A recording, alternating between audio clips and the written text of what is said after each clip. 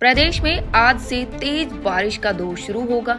मौसम विभाग ने आज और कल के लिए कई जिलों में भारी बारिश, ओलावृष्टि और तेज आंधी का ऑरेंज अलर्ट जारी किया है। ये बदलाव उत्तर भारत में एक्टिव वेस्टर्न डिस्टर्बेंस के कारण हो रहा है। शनिवार को उदयपुर, चित्तौड़गढ़, बाड़मेर, झालावाड़ जैसे शहरों में हल्की बारिश हुई, जबकि पूर्वी और पश्चिमी राजस्थान में मौसम शुष्क रहा। वहीं बीते 24 घंटों में चित्तौड़गढ़, बाड़मेर और उदयपुर में बारिश दर्ज की गई। साथ ही सिरोही, जालोर, डूंगरपुर जैसे जिलों में भी हल्की से मध्यम बारिश हुई। मौसम केंद्र जयपुर के मुताबिक ये मौसमी सिस्टम 8 अक्टूबर तक सक्रिय रहेगा, जिसमें तेज बारिश और आंधी की संभावना है।